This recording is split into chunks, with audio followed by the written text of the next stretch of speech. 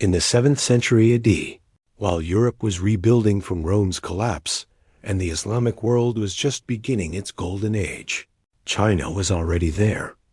Its capital, Chang'an, modern Xi'an, was the largest city on earth, home to over 1 million people, receiving ambassadors from Japan, Korea, Persia, Arabia, and the Byzantine Empire simultaneously.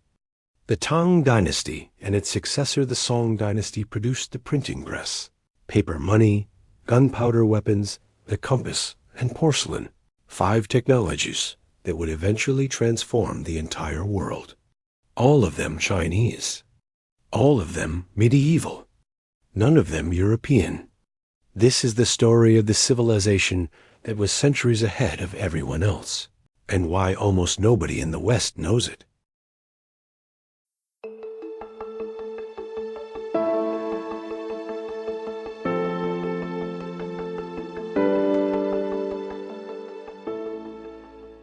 The Tang Dynasty ruled from 618 to 907 AD and presided over one of the most open, cosmopolitan, and culturally dynamic periods in Chinese history.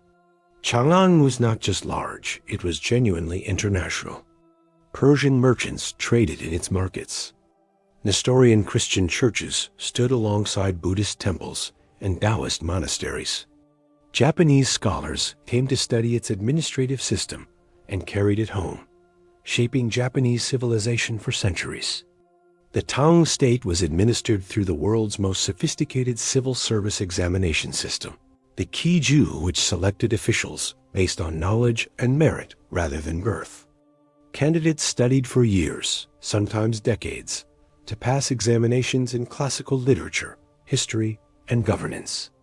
The system was not perfectly meritocratic. Wealth and connections helped, but it was more open than anything in the contemporary Islamic or European world, and it produced a remarkably capable administrative class. Tang poetry is considered the peak of Chinese literary achievement. The poets Du Fu and Li Bai, contemporaries of Charlemagne, produced work of such sophistication that Chinese school children still memorize it today, 1,300 years later. The Song Dynasty, which followed the Tang after a brief period of fragmentation, ruling from 960 to 1279 A, was the most technologically innovative society the medieval world had ever seen. Woodblock printing had existed in China since the 7th century. Under the Song, Bai Sheng invented movable type around 1040 AD, 400 years before Gutenberg. The result was an explosion of books, literacy, and the spread of ideas across China on a scale the world had never seen. Gunpowder, discovered by Taoist alchemists seeking immortality, was first used in military applications during the Tang period. By the Song Dynasty, it had been developed into fire arrows, bombs, and proto-cannons.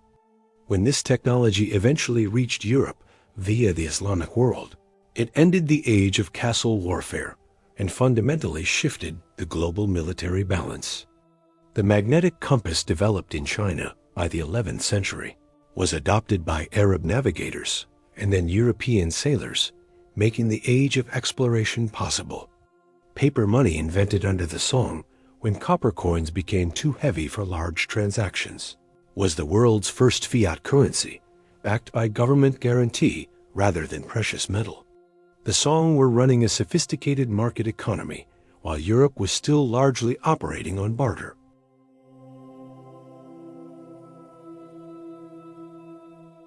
The Tang Dynasty collapsed under the weight of regional warlordism and the devastating Lushan Rebellion of 755 to 763 AD, a civil war that may have killed up to 35 million people, one of the deadliest conflicts in human history before the 20th century.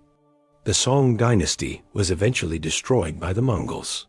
Kublai Khan completed the conquest in 1279.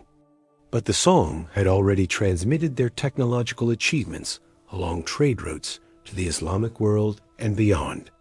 The inventions left China. The civilization that produced them was overrun. And Europe, receiving these technologies centuries later, used them to build the modern world, often without knowing where they came from. The Tang and Song dynasties governed the most advanced civilization on Earth for over 600 years.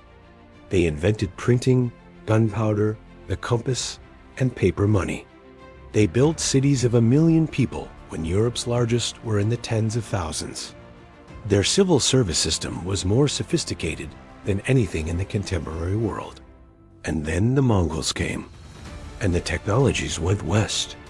And Europe used imprinting for the Reformation, gunpowder for colonial conquest, the compass for exploration, to build a world order that would eventually turn back on China itself. The medieval world's most advanced civilization gave the modern world its tools, and the modern world forgot to say thank you.